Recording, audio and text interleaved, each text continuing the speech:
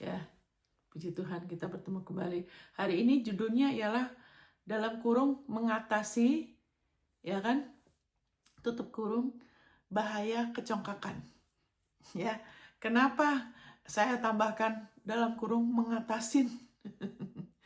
Karena kalau cuman judulnya bahaya kecongkakan, itu tidak terlalu menolong ya. Ya, sedangkan Injil Kerajaan Allah adalah kabar baik. Ya kan? Tuhan Yesus bilang hanya Allah saja yang baik.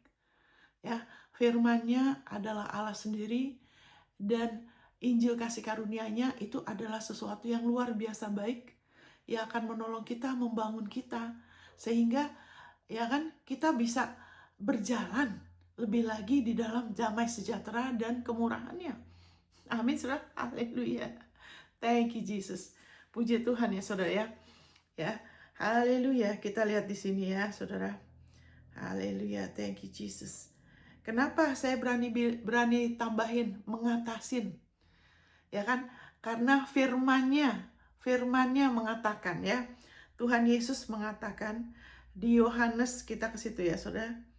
Thank you, Jesus. Firman Tuhan mengatakan sebelum kehancuran, ya kan? Sebelum kehancuran tuh ada kecongkakan, ya kan? Thank you Lord Jesus. Kecongkakan mendahului kehancuran. Jadi di mana ada kecongkakan, di situ akan ada sesuatu yang tidak baik, akan ada kehancuran. Ya kan? Pride goes before destruction. Sebelum ada kecongkakan, sebelum ada kehancuran, ada kecongkakan. Ya kan? Di dalam diri seseorang sebelum orang itu mengalami kejatuhan, mengalami kehancuran, masalah besar, ada kecongkakan. Amin. Tapi puji Tuhan, kita lihat firman-Nya hari ini sehingga saudara dan saya kita bisa dilindungin. Ya kan? Dari kecongkakan berarti apa? Kita akan dilindungin dari kehancuran, dari kejatuhan. Wow. Mari kita lihat di Yohanes 16 ayat 33. Kita lihat di sini. Kenapa saya tambahkan mengatasin? Karena kalau kita selalu kita harus hati-hati. Wah, capek saudara. Karena di dunia ini ada apa? Ada iblis. Ada ilah dunia ini. Di dunia ini bukan hanya ada Tuhan, ada iblis. Dan dia mau mencuri, membunuh, merusakkan. Tapi sebelum dia bisa beroperasi, supaya dia bisa mencuri, membunuh, merusakkan, itu harus ada pintu. Dan pintunya itu adalah kecongkakan. Amin, saudara. Kalau tidak ada kecongkakan, iblis tidak punya akses. Dia tidak akan leluasa mencuri, membunuh, merusakkan. Sebelum itu dia harus kerjasama sama kita tanpa kita sadarin. Makanya orang yang waktu seseorang ditipu oleh kecongkakan, orang itu nggak sadar. Ya kan? Tapi tujuannya iblis apa? Karena dia mau orang itu jatuh, orang itu dihancurkan. Karena haleluya, di dunia ini kenapa ada kecongkakan? Karena ada iblis. Karena di surga tidak ada kecongkakan, saudara. Amin. Kenapa? Karena pencipta kecongkakan itu adalah iblis. Karena Allah tidak pernah bermaksud ya kan menciptakan malaikat yang begitu indah, yang begitu bertalenta, diurapin, punya banyak sekali karunia. Ya kan? Itu untuk supaya menghancurkan dia. Allah mau dia jadi pujian dengan segala talenta dia, ya, pemimpin pujian untuk meninggikan Tuhan yang sudah menciptakan dia. Tapi dia mau pisah, dia mau lebih tinggi dari Tuhan. Sehingga dari congkaknya dia itu, dia mengalami kehancuran. Iblis tidak punya masa depan, saudara. Makanya dia takut sekali. Dia berusaha menghalangin, jangan sampai Yesus lahir penebus. Waktu usahanya gagal, dia berusaha menghalangin supaya Injil jangan diberitakan, supaya manusia jangan diselamatkan. Ya kan, salah satu senjatanya ialah kecongkakan. Amin. Tapi puji Tuhan, ya kan? Haleluya, puji Tuhan, saudara. Injil kabar baik. Ya kan, di sini kita lihat kabar baik, saudara. Di dalam Yesus Kristus hanya ada kabar baik. Ya kan, di sini dikatakan Yohanes 16 ayat 33. Semua itu Kukatakan kepadamu, supaya kamu beroleh damai sejahtera dalam aku.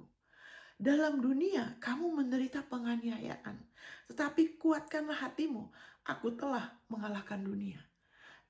Yesus bilang ini, kenapa? Dia waktu itu sedang bicara sama murid-muridnya, bagaimana akan ada proses penyalipan, dia akan disalib, dia akan diludahin, menderita luar biasa. Ya kan, bukan hanya rasa sakit secara fisik, tapi bagaimana dia jadi dosa, dia jadi najis, dia ditinggalkan Allah, dia dihakimin habis-habisan oleh tuntutan kebenarannya, kekudusannya Allah yang tidak bisa diganggu-gugat. Dia melakukan itu untuk saudara dan saya. Amin. Dan dia lagi kasih tahu murid-muridnya, nanti kamu akan dicerai-beraikan. Tapi Bapakku nggak pernah meninggalkan aku sebagai Bapak. Ya kan, Allah tidak pernah meninggalkan Yesus. Tapi sebagai Allah yang waktu dia berfungsi sebagai hakim, dosa harus dihakimin. Ya, puji Tuhan, saudara. Sehingga Yesus waktu itu lagi bilang sama murid-muridnya, kamu kuatkan hatimu, bersukacitalah, beriang hatilah. Aku sudah mengalahkan dunia. Berarti apa? Di dunia ini ada kecongkakan. Ada di balik kecongkakan, semua itu ada iblis. Tapi Tuhan Yesus bilang apa? Aku yang sudah mengalahkan dunia. Akan ada penganiayaan. Kalau saudara mau hidup beriman sama Yesus, akan ada penganiayaan. Karena Yesus dan iblis itu tidak sinkron. Karena Yesus sumber kerendahan hati, amin, kasih, terang, kebenaran. Iblis apa? Penipuan, ya kan, bohong, kecongkakan, ya kan, mencuri, membunuh, merusakkan. Jadi itu semua bertolak belakang. Saudara perhatikan orang-orang yang pernah dipakai oleh iblis. Kasihan ya mereka ya. Contohnya misalnya Hitler. Ya kan, kita semua tahu kan bagaimana dia merasa, wah, rasnya dia. Saya ini keturunan Jerman ya. Bapak saya namanya Brom. Bapak saya, maksudnya nama familinya Brom itu Jerman.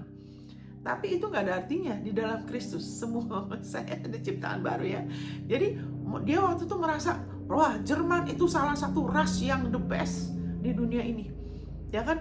Wah, Jerman udah paling, kita bisa semua. Kita udah yang paling utama di dunia ini, yang paling pintar, paling hebat. Ya kan? Bentar ya, saudara, saya minum dulu ya.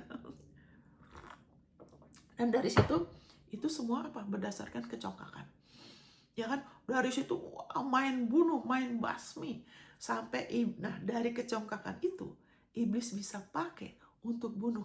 Ya kan, salah satunya lebih dari 6 juta orang Yahudi, sampai begitu melalui apa? Kecongkakan. Ya kan, bukan hanya orang-orang Yahudi ya, mereka mau ke Rusia, ke Austria untuk membuktikan kita yang paling hebat, ras kita.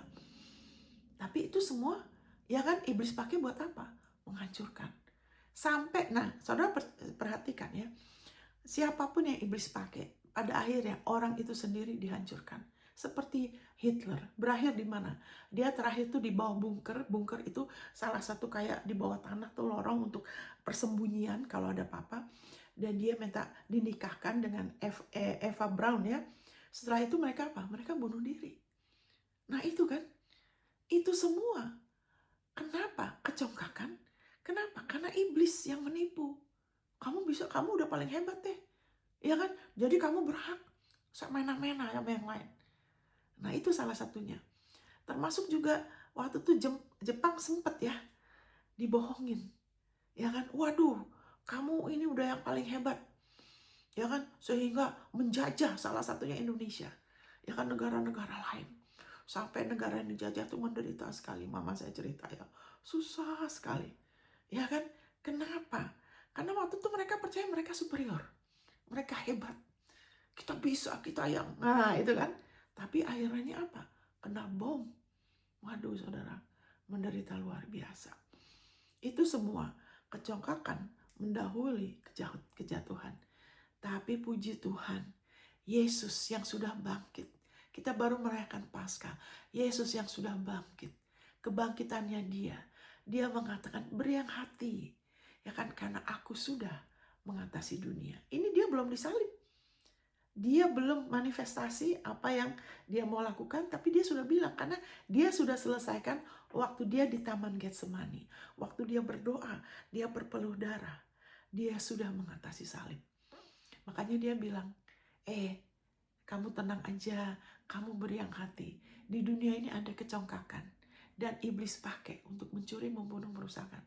Tapi aku Yesus, Kristus, aku sudah mengatasi dunia buat kamu. Amin, saudara. Jadi kabar baiknya ialah, saudara dan saya, kita jangan berfokus sama diri kita. Saya harus begini dan gitu, supaya saya nggak jatuh dari kecongkakan. Itu tidak nolong, saudara. Amin. Kita tidak hidup dari niat baik saja. Kita nggak bisa, saudara. Karena kita tuh carang. Yesus bilang apa? Tanpa aku, kamu tuh nggak bisa apa-apa. Amin.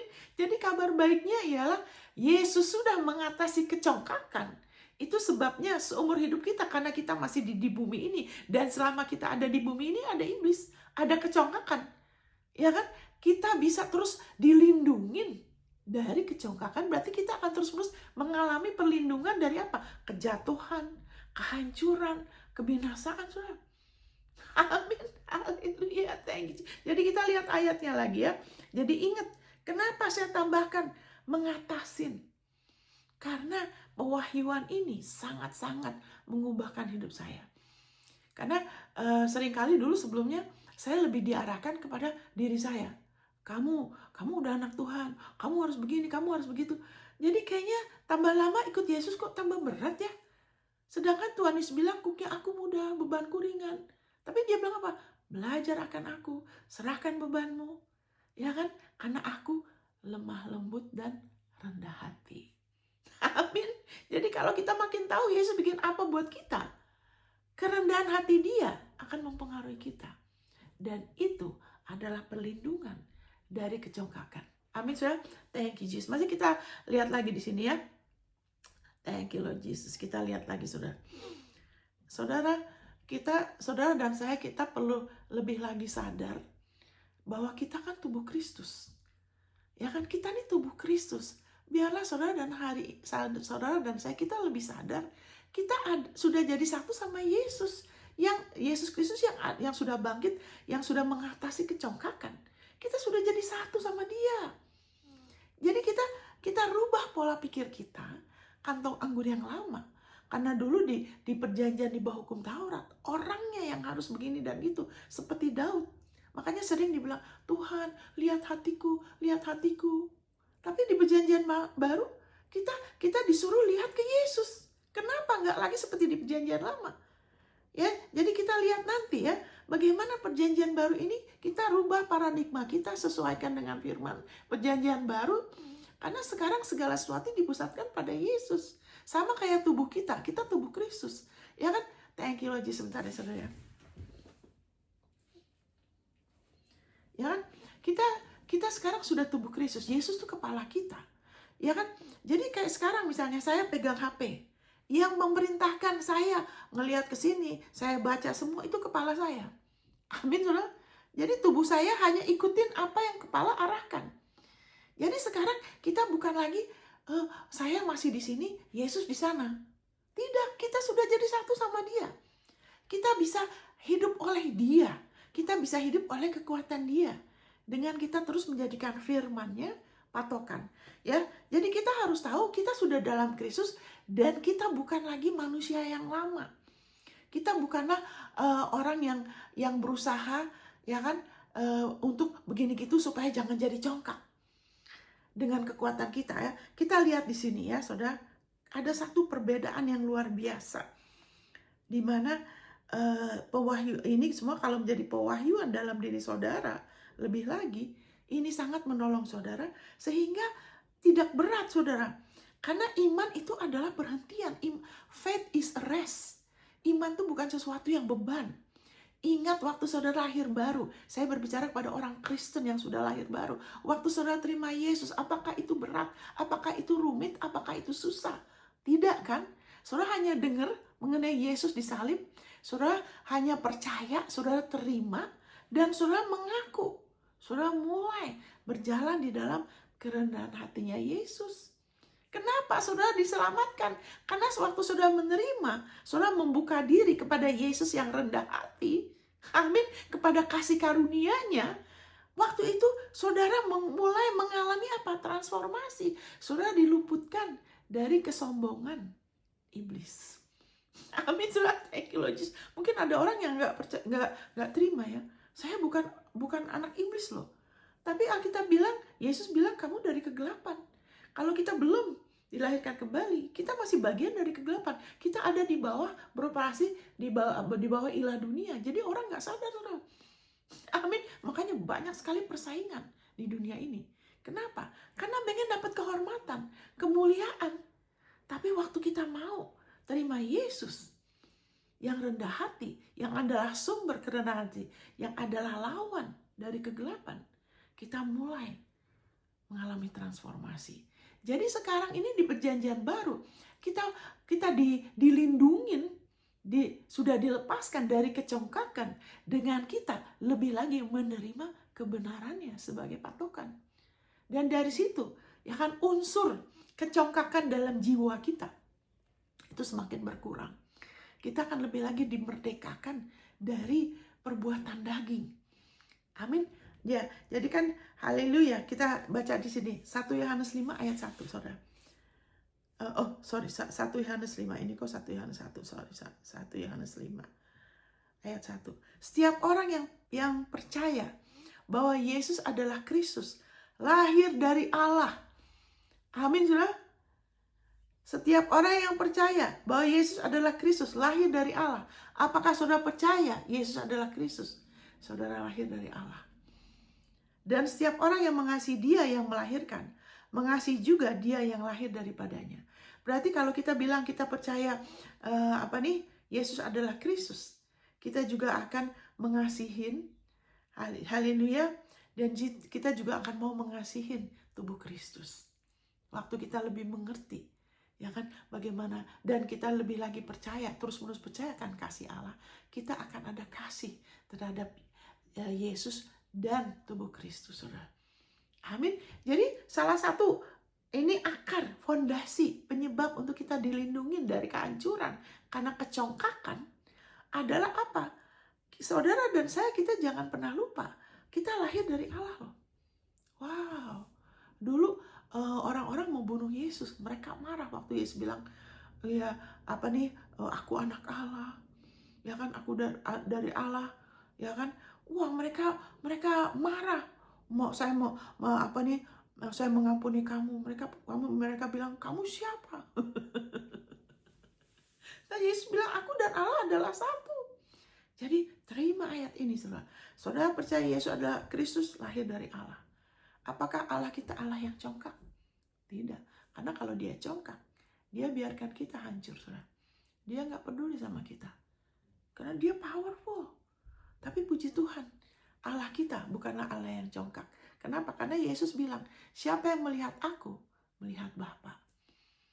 Ya kan? Alkitab mengatakan Yesus rendah hati. Dan Yesus sendiri mengakuin, pakai kuknya aku ya, belajar akan aku. Karena aku lembut hati, bukan lemah lembut ya. Dia, pria itu bukan lemah lembut, lembut hati dan rendah hati. Amin, saudara. Nanti kita lihat dari Filipi. Ya kan, waktu kita lahir dari Allah, kita lahir dari Allah yang rendah hati. Kita sudah lahir dari kerendahan hatinya yang adalah lawan dari kecongkakan. Amin. Makanya Yesus bilang, aku datang untuk memberikan hidup. Memberikannya dalam segala kelimpahan. Tapi pencuri ini, dia memisahkan dirinya. Datang untuk mencuri, membunuh, merusakkan. Jadi Yesus, kerendahan hatinya Allah, hidupnya Allah, akan menghidupkan, memerdekakan, melindungi kita terus-menerus dari ilah dunia ini, dari kegelapan. Tapi pencuri, ya kan, melalui kecongkakan, mencuri, membunuh, merusakkan. Dan itu bukan Yesus. Amin, saudara. Jadi kalau ada kesaksian bilang, anak saya kecelakaan, wah, itu semua teguran Tuhan. Karena saya sibuk, saya menjauh dari Tuhan. Itu sebabnya, ya kan, Tuhan izinkan. Itu teguran Tuhan. Aduh, saudara, itu tidak sesuai firman. Karena bukan untuk itu Yesus datang. Amin, saudara. Kita perlu Yesus. Yesus datang untuk menyelamatkan. Dia datang bukan untuk menghakimin, untuk membunuh. Dia menghakimin, perbuatan iblis, ilah dunia ini. Itu Yohanes 16 ayat 6 sampai 8. Ilah dunia ini, kenapa? Karena dia yang telah menghakimin, dia telah membohongin Adam. Sehingga dari situ dia masuk, punya akses, ya kan, melalui kecongkakan, mencuri, membunuh, merusakkan. Bukan Tuhan yang mengizinkan, karena di surga nggak ada, saudara. Di surga tidak ada kecongkakan, di surga tidak ada pembunuhan, tidak ada maut, tidak ada gelap, sedikit pun tidak ada. Kita harus sadar. Jadi kalau orang bicara begitu, orang itu belum mengerti. Ya kan? Kita berdoa aja. Makanya kita harus saling mendoakan. Karena kalau ada tipuan, masih berpikir seperti itu iblis akan pakai untuk terus-menerus mencuri, membunuh, merusakkan. Kita pikir itu Tuhan. Itu bukan Tuhan. Amin, saudara. Haleluya. Kita tanpa Yesus, manusia tuh udah bangkrut. Makanya dia bilang, tanpa aku kamu tuh gak bisa apa-apa loh. Amin, kita ini cuma carang. Amin, saudara. Injil tuh kabar baik. Haleluya. Jadi gimana Ibu Monica? Siapa yang mengizinkan? Adam yang mengizinkan, karena Tuhan kasih otoritas ke Adam. Tapi Adam kasih ke iblis. Nah begini saudara, kenapa saya sering harus ulangin gini? Karena biarpun saya kasih kabar baik, kalau saudara masih percaya yang seperti itu, saudara punya dua kepercayaan, iblis akan selalu punya akses. Jadi kita harus rela kecongkakan, kita ganti dengan firman.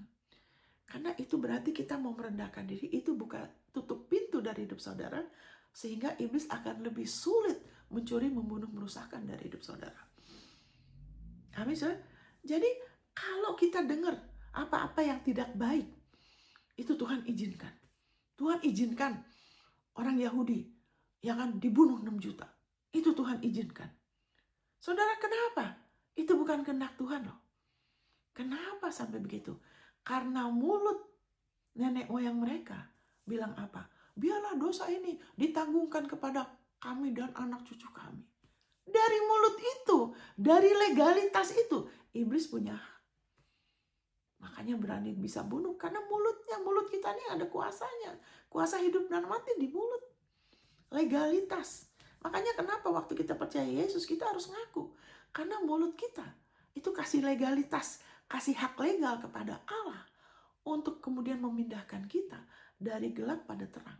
Percaya mulut kita tuh, iman kita tuh akan ada hubungannya dengan mulut kita, dengan otoritas. Amin, saudara. Makanya haleluya, dikatakan, saya nggak balik lagi, saudara dengar lagi khotbah sebelum ini ya, Roma 10 ayat 9 dan 10. Ya kan, sering orang semua menekankan kebenaran yang tidak benar. Sebagian, ya semua Tuhan, tidak semuanya kehendak Tuhan. Manusia punya, karena hidup dalam mati dikuasai lidah. Siapa yang menggemakannya akan makan buahnya. Kalau kita sering-sering ngomong yang tidak baik, itu bisa jadi, saudara. Tapi kalau kita mulai ngomong sesuai firman, itu bisa jadi. Amin. Saya nggak akan fokus itu. Ya kan? Saya harus ngomong begini. Supaya itu dicabut dari saudara dan saya. Yang Tuhan izinkan. Kalau yang Tuhan izinkan, waktu kita merendahkan diri kita percaya Yesus dan kita terus percaya sama firman-Nya. Kita sedang kasih izin sama Tuhan untuk berkarya dalam hidup kita. Nah, di situ dia bisa ada hal-hal yang dia izinkan, dia tidak izinkan di dalam konteks apa yang baik, berkenan, dan sempurna. Itu saja. Tapi yang jahat, karena firman Tuhan kenapa bilang begitu? Karena firman Tuhan mengatakan rencana Tuhan itu tidak ada kecelakaan di dalamnya. Yeremia 29:11. Hanya yang baik, berkenan, dan sempurna. Contohnya misalnya, waktu itu saya pernah mau percaya Tuhan. Tuhan, saya mau ke negara ini sama anak saya. Tuhan bilang, jangan, belum waktunya. Itu kan. Nah, dia bisa bicara gitu sama saya. Kenapa? Karena saya tunduk. Saya memberikan dia legalitas. Atau contohnya gini, waktu saya udah berapa tahun di Jepang, saya mau pindah ke Amerika. Terus Tuhan tutup pintu. Nah itu benar. Kenapa? Karena saya suka ngomong, Tuhan kau mau apa? Saya mau kehendakmu jadi. Saya mau kehendakmu jadi. Dari perkataan mulut saya itu, saya memberi izin untuk Tuhan. Ya kan? Melindungi saya, mengarahkan saya, karena saya ngomong. Saya yang beri izin dia. Amin. Kenapa saudara lahir baru? Karena mulut saudara mengakui Yesus. Waktu saudara mengakui Yesus, itu memberi izin secara legal kepada Allah untuk memindahkan saudara dari gelap, dari otoritasnya iblis ilah dunia ini, dia pindahkan ke dalam kerajaan putranya. Karena mulut saudara mengakui apa yang saudara percaya. Saudara kemudian lahir dari Allah. Kita harus mengerti ini. Ya kan? Jadi apa-apa kita jangan langsung bilang, oh itu Tuhan izinkan. Tunggu dulu, apa dulu? Karena kalau tidak baik, berkenan, dan sempurna itu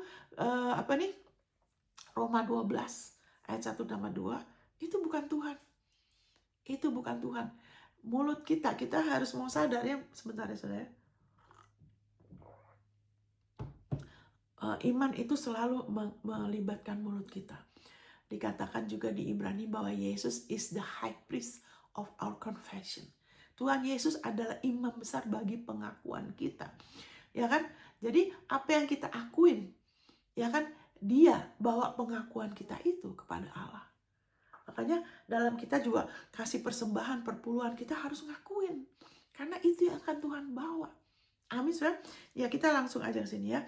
Jadi nomor satu, saudara harus sadar, saudara lahir dari Allah. Saudara, kalau masih ada kebiasaan kecongkakan di dalam jiwa, itu bukanlah saudara yang baru, bukan diri saudara yang baru. Itu ciptaan yang lama. Itu bukan ciptaan, maksudnya ya manusia lama saudara yang sudah disalibkan sama Yesus. Jadi saudara harus sadar, kita nih manusia, kita tuh ada roh, hati, dan kita punya jiwa. Jiwa tuh pikiran, emosi, kemauan kita. Kita tinggal di dalam tubuh saudara. Jadi tubuh saya ini bukanlah diri saya yang sebenarnya. Diri saya yang sebenarnya, diri saudara itu ada di dalam. Itu di dalam roh saya sama jiwa saya, itu diri kita yang sebenarnya. Amin. Jadi kita harus tahu bahwa tubuh kita masih bisa berdosa, tubuh kita belum diselamatkan. Ya kan, terus jiwa kita ialah apa? Emosi, kemauan, dan pikiran. Itu masih harus diperbaruin. Ya kan? Jadi haleluya. Jadi kita mungkin diantara kita semua dari kita ada unsur kecongkakan. Yaitu apa? Kita kadang-kadang mau beroperasi dari pengertian kita. Kadang-kadang kita mau ngotot. Kita rasa itu benar. Enggak, sampai kita berkelahi. Berselisih. Kenapa? Karena kita lagi bersandar sama pikiran kita. Amin, saudara. Tapi semakin kita tahu diri kita siapa, kita semakin dimerdekakan dan semakin kita bisa melihat yang sebenarnya. Karena itu bukan maunya hati kita. Tapi kita lagi ditipu dengan apa yang kelihatannya baik, yang menurut kita benar, tanda kutip, tapi tidak sesuai firman. Makanya semakin kita menundukkan diri sama kebenarannya, semakin susah untuk iblis mencuri, membunuh, merusakkan. Karena kita akan dilindungi dari kecongkakan. Ya kan? Ya, kita lihat di sini aja dari firman-Nya ya. Jadi tadi saudara 1 Yohanes 5 ayat 1, saudara lahir dari Allah. Saudara sudah ciptaan baru. 2 Korintus 5 ayat 17. Saudara sudah ciptaan baru. Saudara bukan lagi saudara dan saya bukan lagi yang congkak yang dulu. Amin. Dari kita mungkin sifatnya nggak baik, itu sudah berlalu. Yang baru, saudara yang rendah hati sudah datang. Kenapa saudara sekarang bisa oleh anugerah Tuhan? Terima kasih Bapak, saya bisa rendah hati. Saya bisa terus-menerus rendah hati. Saya bisa terus-menerus merendahkan diri saya. Karena Yesus adalah, haleluya, kebenaran saya. Karena saya sudah lahir dari Engkau. Saya sudah jadi satu sama Yesus Kristus. Amin, saudara. Nah, saudara bisa ngakuin ini. Nah, sekarang saya baca dari sini ya. Dari ayat-ayat ini yang akan menolong saudara. Yesaya 46 ayat 12. Dengarkan aku, hai orang-orang yang congkak, orang-orang yang jauh dari kebenaran. Jadi kita harus tahu, ya kan? Ini dikatakan, kita harus lihat congkak itu dari posisi kebenarannya Allah. Congkak itu apa? Karena kalau dengar kata congkak, orang punya banyak konsep. Ya kan? Ada congkak di hadapan manusia, ada congkak yang menurut kebenaran. Tidak semua yang di hadapan manusia tuh sama Tuhan loh. Amin, saudara. Kayak dulu misalnya, pernah saya waktu itu di satu kota Waktu saya di Indonesia, kita ada tinggal di situ, kita lagi mau bantu orang-orang pengungsi dari satu daerah, terus kita undang ke rumah kita kasih makan, kita kasih firman. Nah, inilah kadang-kadang kita anggap orang itu congkak, padahal kitanya yang sebetulnya punya masalah. Jadi ada orang-orang yang ngomong gini, "Hah, Ibu Monica tuh sombong, mentang-mentang suaminya orang Amerika." Jadi karena suami saya orang Amerika, saya dibilangnya congkak loh. Karena saya mungkin kurang senyum. Kenapa saya ini orangnya serius. Tapi kita sediakan makan buat mereka. Kita berkati mereka, nolong mereka. Kenapa karena saya orangnya mungkin kurang senyum. Saya waktu itu anak saya masih kecil. Mereka datang ke rumah saya pernah 100 saudara. 100 orang kan sibuk kan. Jadi mungkin karena saya sibuk, pikiran saya harus bersih-bersih, beres-beres. Gini sibuk, mana anak masih kecil. Mungkin nggak terlalu senyum. Terus mereka bikin kesimpulan, saya sombong. Karena suami saya orang Amerika. Jadi itu semua nggak ada hubungannya. Kenapa begitu? Karena pikirannya sempit. Jadi kecongkakan versi manusia itu tidak selalu benar ya. Takarannya beda-beda. Mereka nggak bisa melihat bagaimana saya siapkan makan buat mereka. Saya sibuk bersihin rumah. Mereka nggak ngeliat tuh. Kenapa? Karena dirinya sendiri mungkin rasa minder. Nah ini kan, tidak sadar segala sesuatu di dalam diri manusia. Saat kita tidak sadar, kita lahir dari Allah. Kita sudah jadi satu sama Yesus. Kita ciptaan baru. Kalau kita tidak pakai lagi, kita tidak ingatkan diri kita tidak ngakuin lagi. Kita bisa tanpa sadar, kita tidak bermaksud gitu. Kita tanpa sadar, kita berjalan di dalam kecongkakan. Terus kita mulai mengukur-ukur orang. Kita mulai menghakimi si A, si B, si C. Terus kita jadi buta kan. Seperti ibu-ibu itu yang gak bisa melihat bagaimana saya mengasihi mereka. Bukan hanya dengan mulut kan. Ada tindakan. Amin, saudara. Membuka rumah saya. Siapkan makan. Kasih Injil. Amin, saudara. Ajar anak mereka. Buta. Kecongkakan. Itu membutakan. Bukannya berterima kasih. Kenapa? Karena yang jadi masalah, kenapa ada kebutaan? Karena tidak sadar kita siapa. Kita harus terus-menerus disadarkan. Nah, nanti kita lihat ayatnya ya. Kita disadarkan jangan perbuatan kita. Karena perbuatan kita refleksi dari iman kita. Amin. Kalau kita percayanya salah, nanti perbuatan kita jadi salah. Jadi jangan fokus yang di luar. Manusia selalu fokus yang di luar. Kayak begitu. Oh, dia kurang senyum. Dia kurang ramah. Berarti dia congkak. Tunggu dulu. Dia mungkin kurang ramah. Tapi dia melakukan apa? Nah itu kan nggak bisa ngelihat. Tapi makanya kalau rendah hati menurut manusia itu ramah. Ya kan? Suka bantu-bantu. Ya kan? Itu rendah hati menurut manusia. Mau tegur. Itu rendah hati menurut manusia. Ya kan? Tapi ramah belum tentu benar di hadapan Allah loh. Amin. Ramah itu cuma dari luar. Sales juga ramah, orang mau jual sesuatu juga ramah. Apalagi kalau dia mau jual, ramah sekali. Tapi apakah itu benar? Nggak selalu benar. Amin, saudara. Makanya kita harus sadar, kecongkakan itu kita harus lihat dari kebenaran. Jadi rupanya, orang-orang yang jauh dari kebenaran, saat kita kurang memperhatikan firman, kita kurang pakai waktu memprioritaskan, ya kan, itu seperti teori aja, ya saya udah tahu, saya udah hafal, saya pernah dengar, ya nanti di gereja aja, nanti waktu saya ada waktu. Kita tidak prioritaskan, kita anggap kita bisa. Kita nggak sadar, kita mulai berjalan dalam kecongkakan. Yaitu apa? Kita banyak ditipu nanti. Amin, ada hal-hal yang kita nggak bisa lihat loh. Amin. Makanya orang-orang yang jauh dari kebenaran, tapi sadarlah saudara hari ini. Saudara yang sudah menerima Yesus sebagai percaya Yesus Kristus, saudara lahir dari Allah, saudara tidak jauh dari kebenaran.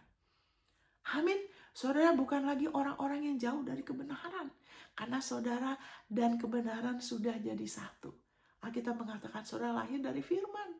Karena Yesus adalah firman Allah yang hidup. Waktu saudara terima Yesus, saudara lahir dari kebenaran. Saudara bukan lagi orang-orang yang jauh dari kebenaran. Amin.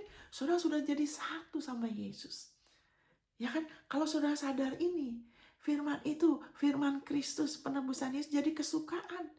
Saudara, bukan lagi orang, saya masih jauh, saya masih belum, saya belum ini, belum. Enggak, tunggu dulu. Saya ini lahir dari Allah loh. Amin. Saya jadi satu sama Yesus Kristus. Saya nggak lagi jauh dari kebenaran. Amin. Itulah saudara. Jadi kalau saudara baca, ini kan Yesaya. Ya kan, profetik. Ya kan, ini bukan lagi kita. Kita bukan lagi, jangan lihat diri saudara, saya masih banyak yang congkak, Monica. Saya harus berubah. Saya tidak bisa. Bagaimana kita harus sadar, ya kan, bukan lagi saya yang harus berubah dari diri saya, tidak. Bagaimana saya bisa berubah? Karena saya nggak suka bergaul, saya nggak suka tegur itu, saya nggak suka. Gimana caranya? Kita lihat diri kita. Berhenti berusaha merubahkan diri kita sendiri. Kita nggak bisa, saudara nggak bisa lahir baru kan?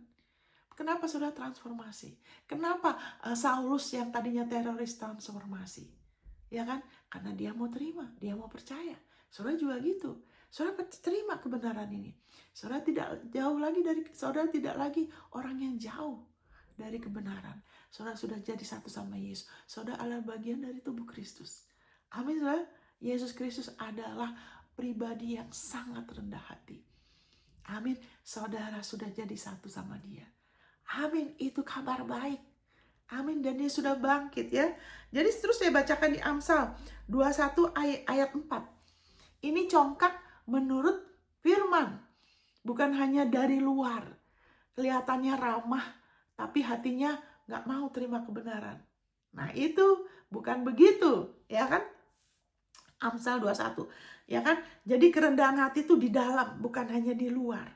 Ya kan? Mata yang congkak dan hati yang sombong. Yang menjadi pelita orang fasik adalah dosa. Jadi kalau kita sedang berbicara mengenai tubuh Kristus, orang di gereja, anak Tuhan, kita hati-hati, kita harus sadar kita siapa, mereka siapa. Kalau kita lagi bicara sama anak Tuhan, kita sedang bicara sama ciptaan-ciptaan baru. Kita sedang bicara mengenai orang-orang kudus, orang-orang benar yang firman sebut.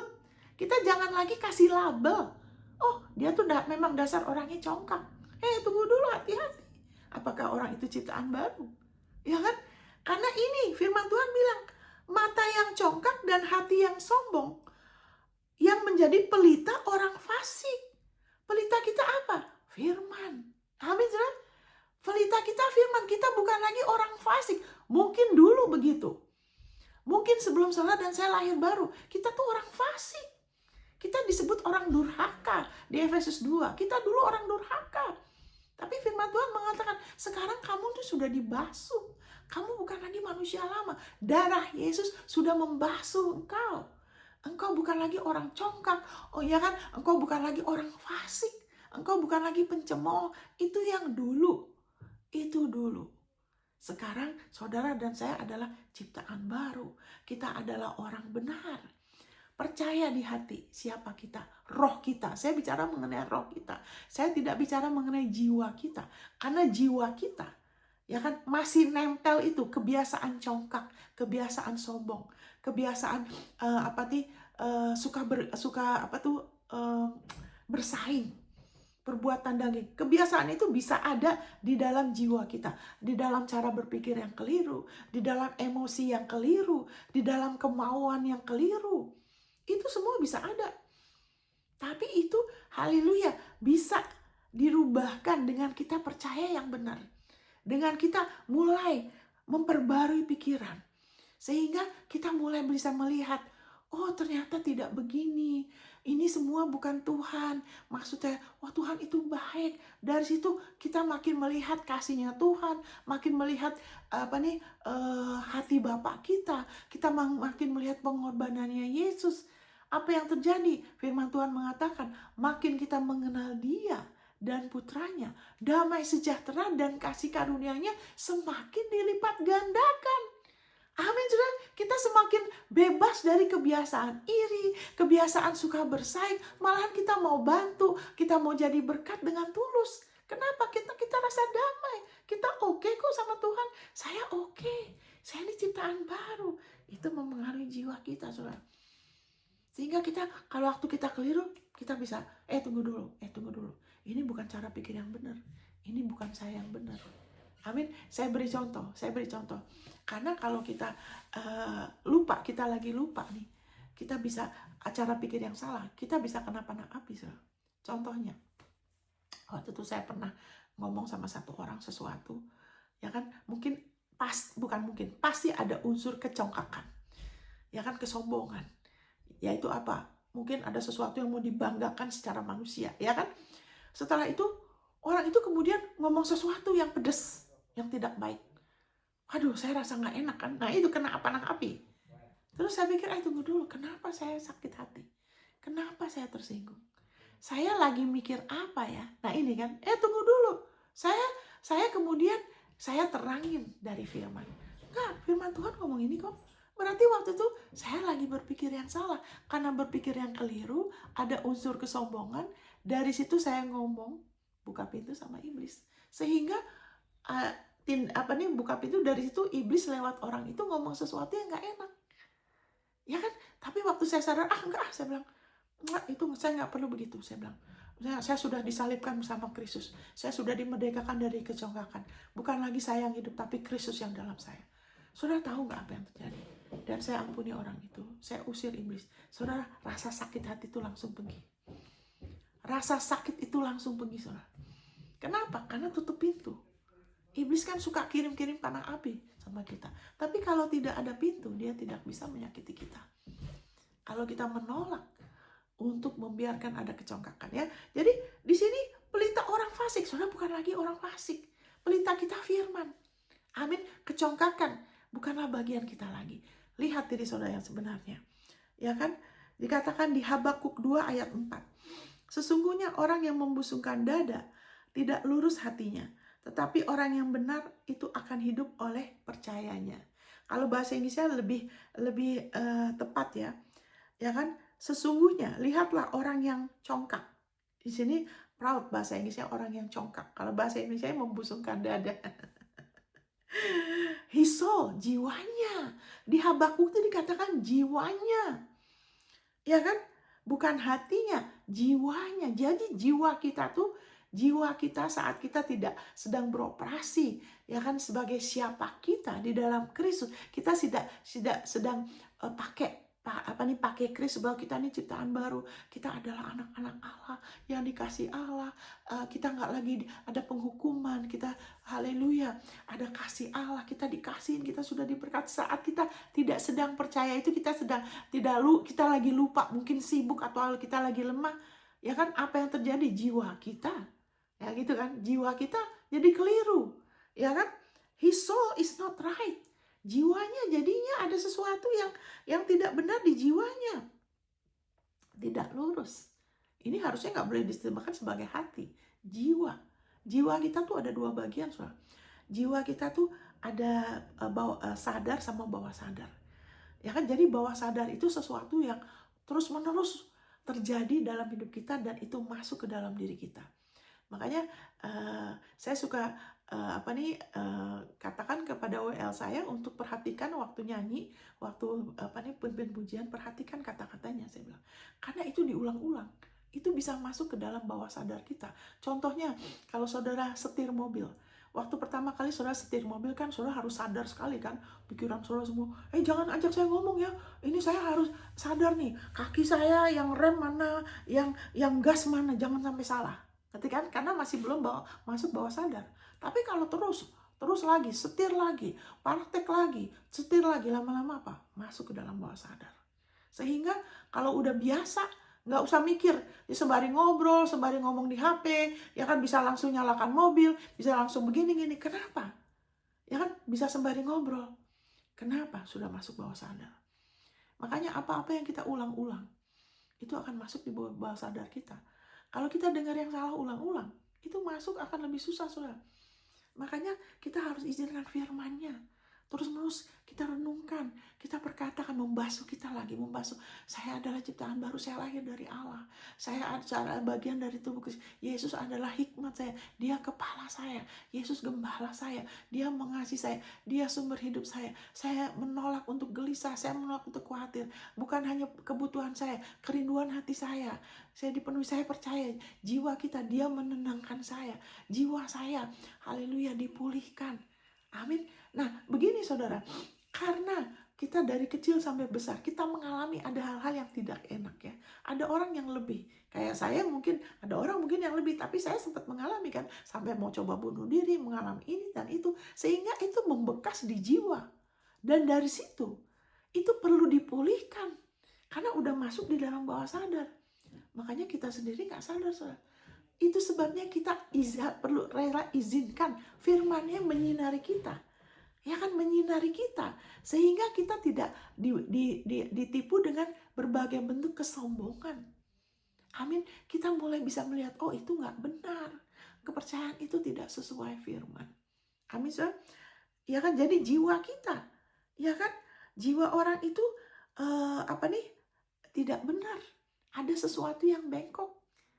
Ada sesuatu yang tidak mau begitu, tapi kok saya kasih respon begitu lagi ya. Tidak mau marah, tapi kok tersinggung lagi ya. Nah, berarti apa? Izinkan, ambil mulai ayat firman Tuhan, dan mulai saudara renungkan dan bicara. Ngomong pelan. Ini merenungkan secara orang Yahudi ya. Jadi renungkan, ulang-ulang. Kenapa? Supaya masuk ke dalam bawah sadar. Sehingga itu akan diganti, sehingga nanti waktu kita dibawa kepada satu situasi yang dulu kita bereaksi negatif, sekarang situasi yang sama, tapi kok bisa kasih respon dari Roh. Kita bisa mengampuni, kita cepat ngampunin, kita nggak bereaksi, kita tetap bisa tenang, kita bisa damai. Amin, kita nggak terusik. Kenapa? Jiwa kita mulai makmur, jiwa kita mulai dipulihkan, dilindungi dari kesombongan, dari kecongkakan. Lebih ada damai. Wow, lebih merdeka dari opini orang. Kita nggak lagi akan manipulasi orang. Kita nggak gampang dimanipulasi orang. Kita juga tidak akan manipulasi orang. Kita nggak akan jadi orang yang mau ngontrol. Suka ngontrol. Kalau kemauannya nggak diturutin, terus menuduh.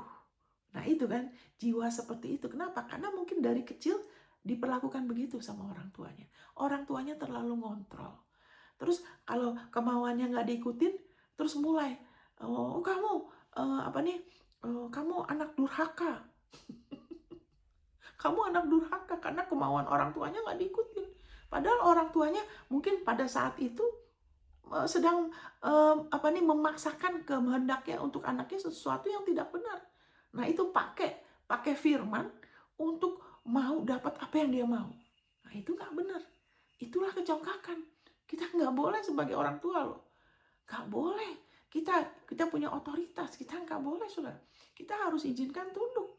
Sehingga kita nggak pakai firman untuk dapat apa yang kita mau. Kita harus percaya firman. Tuhan bekerja. Ya kan? Memang mungkin ada anak yang durhaka. Tapi kita nggak boleh pakai kekuatan kita.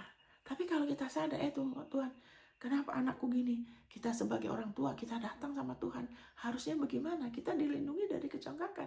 Tidak akan ada kehancuran, saudara. Mungkin kadang-kadang takut ya, karena takut tuh mau ngontrol. Nah itu kan. Jadi kecongkakan itu ada orang-orang yang congkak karena takut. Seperti satu orang pendeta ini, dia sekarang luar biasa. Saya sangat bersyukur dan mengucap syukur untuk kasih karunia Tuhan dalam diri orang itu, di mana dia dulu bilang, aku dulu saya orangnya arogan, congkak.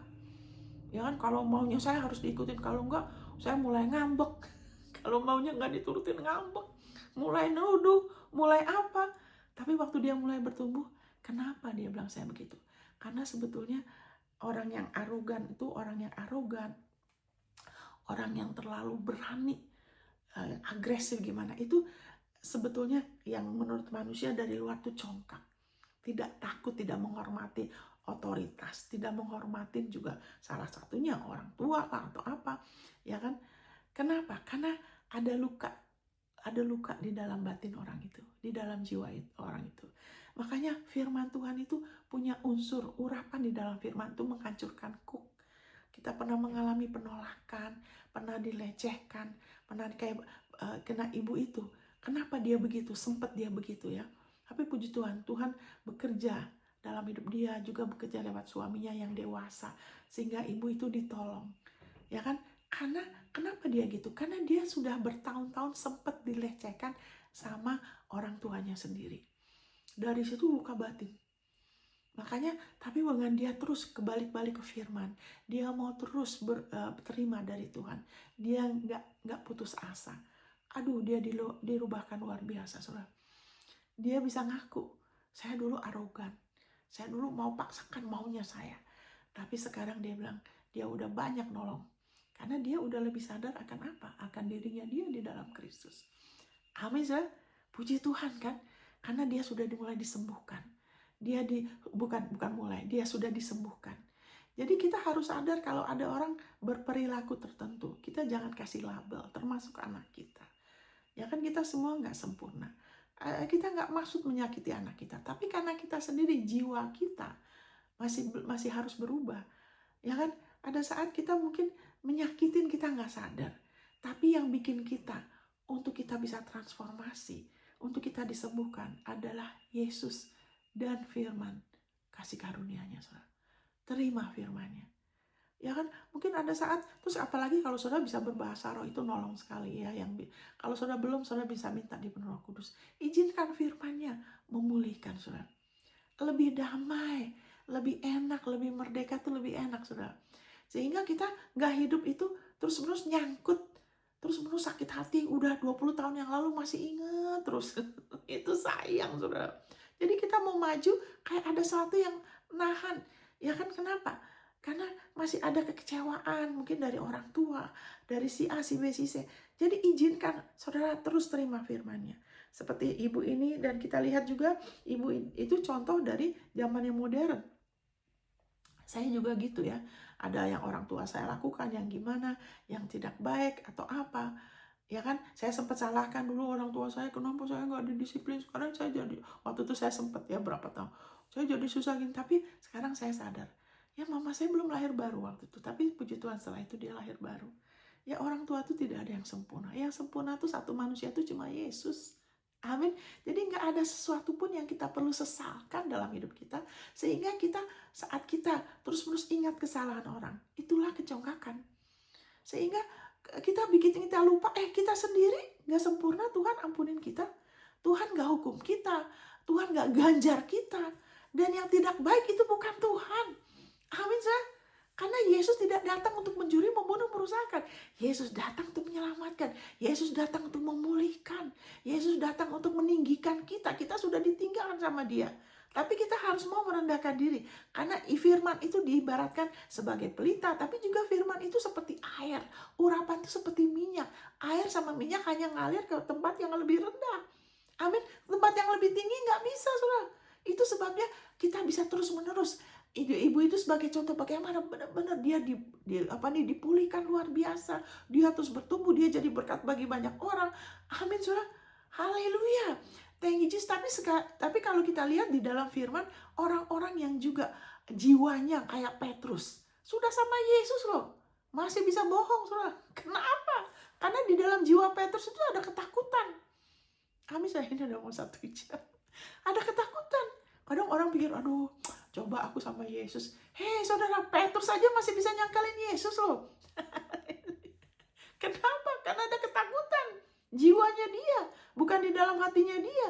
Jiwanya dia.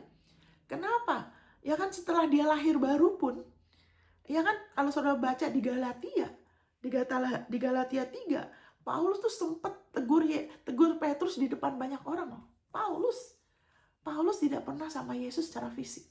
Rasul Paulus. Yang sama-sama Yesus secara fisik itu Rasul Petrus. Tapi kenapa Rasul Paulus berani menegur Petrus di depan banyak orang? Karena dia nggak mau orang-orang, karena Petrus itu punya pengaruh. Dia tidak mau Rasul Petrus mempengaruhi orang-orang bikin masalah pekerjaan Tuhan, karena dari jiwanya yang takut. Ada ketakutan yang masih nempel dalam jiwanya Rasul Petrus. Mungkin cara dia, orang tuanya mungkin kadang-kadang kalau orang tua terlalu keras sama anak dalam menegur, tegur. Sehingga waktu udah jadi anak Tuhan ditegur tuh kayak takut sekali. Karena mungkin dari kecil kalau ditegur tuh terlalu keras. Kamu lagi gini nih, awas ya, mami buang kamu atau papi buang kamu. Nanti kasih satpam. Aduh, kalau tegur jangan begitu. Sehingga Petrus tuh ada rasa takut. Tapi apakah kemudian Tuhan yang akan mendiskreditkan Petrus? Tidak. Satu hal yang sangat memberkati kita. Petrus tidak pernah putus asa. Dia terus balik sama Yesus. Sehingga waktu hari Pentakosta, Petrus sempat dipakai, tapi terus dia salah lagi. Tapi Petrus selesaikan perlombaan iman. Amin, saudara. Petrus selesaikan perlombaan iman, dia gak putus asa. Kenapa dia gak putus asa? Dia terus balik-balik. Sudah ditegur, ya kan dia gak pahit hati. Ya kan dia cuma bilang, ya kan saudara baca di 1 Petrus pasal 3, 2 Petrus ya. Bagaimana dia bilang, itu Rasul Paulus ada hal-hal yang suka difahami. Yang dia bilang kalau orang tidak teguh imannya, ya kan memutarbalikkan. Dia mengakuin. Waktu itu imannya ada sedang tidak teguh. Amin, saudara. Thank you Jesus. Ya itulah kalau terus-menerus mau bergaul sama Yesus. Kita bilang kalau kita bergaul sama yang bijak, ya kan kalau kita bergaul sama yang bijak, ya kan kita akan jadi bijak. Kalau kita terus mau bergaul sama Yesus, kita terus fokus sama Yesus aja. Ya kan bukan sama perbuatan orang, ya kan ini dan itu, bergaul sama Yesus aja. Perhatikan Yesus, respon dia. Karena Yesus kan rendah hati. Dia lembut hati. Bagaimana dia bisa berbicara tegas. Tapi walaupun dia berbicara tegas, dia sempat marah Yesus sama kekerasan hati orang. Tapi dia nggak, gimana, dia apapun yang dia lakukan tidak ada dosa, tidak ada kecongkakan, tidak ada kebencian dalam diri Yesus. Dia selalu melakukannya dengan tujuan menyelamatkan, memulihkan, ya kan, meningkatkan, saudara. Wow. Kalau kita bergaul sama dia, kita lebih lagi mau terus-menerus diubahkan ya. Sehingga kita terus-menerus tidak putus asa. Sama seperti Abraham.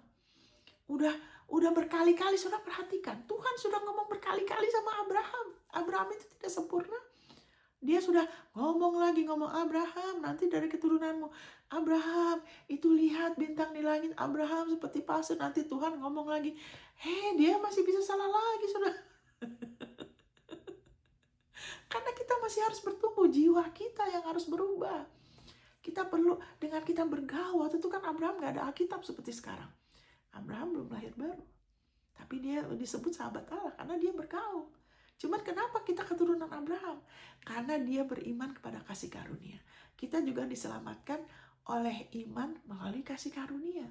Kita tidak diselamatkan oleh jerih payah kita. Di Efesus 2 dikatakan, jangan ada yang memegahkan diri. Tapi Abraham sampai pernah salahnya benar-benar parah, ya kan, punya anak dari Hagar. Itu jelas-jelas menentang itu, ya kan. Tapi dia terus mau bergaul sama Allah. Dia waktu datang lagi sama Allah tambahkan kasih karunia. Setiap kali saudara dan saya dalam situasi apapun, kita habis jatuh, kita belum mengerti, kita sudah lebih ngerti, kita sudah pernah, belum pernah, kita terus balik sama Yesus. Ya kan, mau terus bergaul sama dia, mau terus belajar akan dia, mau terus pakai cooknya dia, tujuannya dia, apa yang penting buat dia. Ya kan, makanya jiwa kita ada kelegaan, saudara. Berarti apa? Karena kecongkakan mendahului kejatuhan. Ya kan, kehancuran. Nah, kita dijauhkan itu. Makanya dikatakan di Yesaya 54 ayat 14, yang diteguhkan di atas anugerah kebenaran. Ya kan, haleluya, yang diteguhkan. Berarti terus-menerus diteguhkan, terestablish, berakar. Akan dijauhkan dari teror, bencana, dari hal yang tidak baik. Amin. Dengan kita tahu, kita dibenarkan. Bukan karena perbuatan kita sendiri. Kita karena Yesus, kita lebih sadar. Saya di dalam Kristus, dia di dalam saya, dia kepala saya. Makin kita sadar, bukan lagi cuma di sini ya. Bukan cuma informasi, tapi menjadi pewahyuan. Akan lebih ada damai. Nah, saya baca satu ayat yang penting ya. Haleluya. Thank you Lord Jesus. Ya, thank you Jesus. Sebentar ya saudara ya. Saya baca dari sini ya saudara ya. Haleluya. Ini saya tutup dengan ayat ini yang dahsyat sekali. 1 Korintus 15 ayat 34, saya tutup dengan ayat ini luar biasa. Sayangnya nggak apa-apa lah, nanti saya kasih terjemahan yang lebih sesuai ya. 1 Korintus 15 ayat 34. Sadarlah kembali sebaik-baiknya dan jangan berbuat dosa lagi. Ada di antara kamu yang tidak mengenal Allah. Hal ini kukatakan supaya kamu merasa malu. Ini bahasa Indonesia tidak jelas. Maksudnya apa? Sadar apa gitu loh. Tapi di bahasa Inggrisnya lebih tepat ya. Dikatakan begini. Awake to righteousness. Ya kan, sadarlah akan anugerah kebenaran. Dari New King James. Awake to righteousness. Jadi kamu bangun. Kamu jangan sampai lupa. Jangan sampai nggak sadar. Lagi mabuk dengan sesuatu yang tidak benar. Yang bukan berdasarkan Kristus. Kalau orang nggak sadar kan tidur atau mabuk. Betul kan? Orang itu lagi nggak sadar. Atau orang itu lagi ditipu. Itu bicara orang yang nggak sadar ada orang yang lagi ditipu. Orang yang lagi mabuk. Ya kan, orang yang lagi tidur. Tapi kalau kita sadar akan apa? Bukan sadar perbuatan kita, karena dari diri kita Yesus bilang kamu nggak bisa, kamu tuh cuma jarang. Bukan kita yang menyelamatkan kita loh, hidupnya Dia. Tapi waktu kita sadar akan righteousness, akan anugerah kebenaran, bagaimana kita sudah diampuni dan dibenarkan karena Yesus. Ya kan, Roma 4 ayat 25. Yesus yang sudah diserahkan bagi pelanggaran kita dan sudah dibangkitkan bagi pembenaran kita. Dikatakan juga di Roma 4. Haleluya, thank you Jesus. Haleluya. Ayat 7. Daud menyebut berbahagia orang yang dibenarkan, ya kan, bukan berdasarkan perbuatannya, yang diperhitungkan kebenarannya Allah, diperhitungkan, impute, diperhitungkan sebagai benar, bukan berdasarkan perbuatannya. Itu saudara dan saya. Kita sudah di dalam Kristus. Kita sudah dibenarkan, kita adalah orang kudus. Karena perbuatannya Yesus yang kudus, yang sempurna. Kita perlu pakai itu. Makanya dikatakan di Efesus 4, ya kan, put on Christ, ya kan, baharuin roh, bukan roh kamu diperbaharuin, tapi bawah sadar kamu perbaharuin. Itu terjemahannya kurang ya bahasa Indonesia, bukannya roh kita sudah baru, roh kita sudah lahir dari Allah, tapi jiwa kita, bawah sadar kita perlu diperbaharui bahwa kamu sudah diciptakan di dalam righteousness, anugerah kebenaran dan kekudusan yang sebenarnya. Kenapa? Karena kekudusannya Allah itu kudus yang benar. Kalau kudus versi manusia itu tidak benar. Karena kadang-kadang cuma dari luar aja. Tapi Allah yang tahu semuanya. Itu luar dan dalam, roh, jiwa, tubuh. Itu kekudusannya Allah. Dan Dia sudah kasih itu ke saudara dan saya. Sebagai baju jirah kita. Baju jirah anugerah kebenaran. Efesus 6. Itu melindungi kita dari kecongkakan. Dari panah api si jahat. Kalau tidak ada kecongkakan, iblis tidak beroperasi. Tidak bisa beroperasi. Amin, saudara? Tapi kalau kita pakai kerendahan hatinya Yesus, kebenarannya kita karena Yesus, kita sedang pakai kerendahan hati Dia. Kita dilindungi dari kecongkakan, dari kesombongan. Makanya kita sadar. Dengan apa kita sadar? Dengan kita percaya dan kita ngaku. Makanya kamu awake to righteousness and sin not. Tidak berdosa lagi. Makanya waktu Abraham salah, Tuhan Yesus, Allah nggak bilang gini, Abraham, kenapa sih kamu salah? Saya kan udah bilang berkali-kali. Allah nggak begitu kan sama Abraham. Malah Dia bilang apa? Walk before me, berjalan, hidup di hadapanmu, dan be perfect, jadilah kamu sempurna. Wow. Terus Dia apa yang Allah lakukan? Waktu Dia bilang, jadilah kamu sempurna. Allah memberi loh. Makanya waktu kita terus memberi, kita akan berkuasa bersama Yesus kan. Jadi Dia kasih Abraham anugerah kebenaran. Dia memberi Abraham grace, righteousness. Makanya Abraham namanya diganti jadi Abraham. Sekarang nama istri kamu bukan lagi Sarai tapi Sarah. Tuhan beri tambah kasih karunia. Selama itu Abraham sudah terima kasih karunia. Tapi waktu Abraham tetap mau datang dengar Tuhan setelah dia habis salah. Waktu kita sedang keliru, kita tahu kita butuh Dia, apalagi waktu habis jatuh, kita mau terus-menerus, ya kan? Bukan hanya waktu jatuh, dalam keadaan apapun kita terus-menerus mau ke Dia, mau dengar, mau terima, mau lebih lagi, ya kan? Mengubahkan, mau lebih lagi diubahkan, ubah kepercayaan yang salah dengan kita terima firman-Nya dan mengakuin. Itu membuka pintu bagi kasih karunia Allah. Maka dikatakan Allah menentang yang congkak. Saya nggak apa-apa kok. Si Anu tuh yang salah. Saya nggak salah betul. Saya cuma salah sedikit. Nah itu congkak. Tapi kalau kita, ya memang saya punya masalah ini. Memang orang itu salah, tapi saya juga ada salah kok.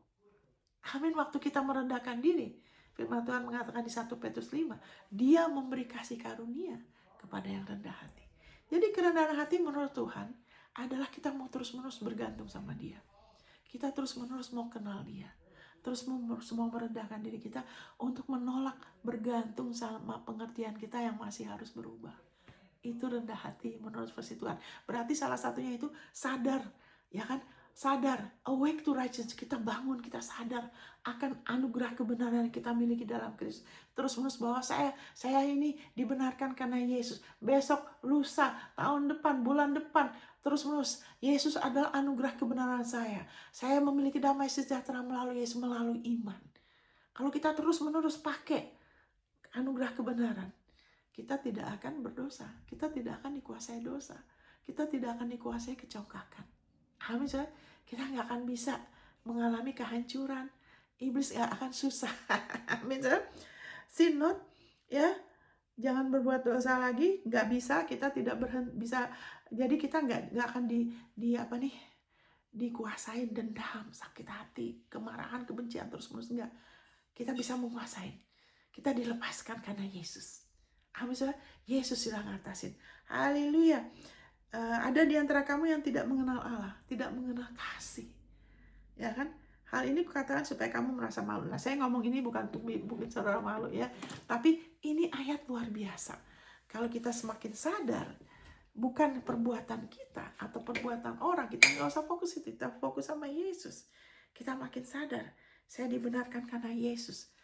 Haleluya, kita tidak akan lagi, haleluya, dikuasai dosa. Amin, haleluya. Akan ada rasa puas, ada rasa damai. Kita bisa jujur.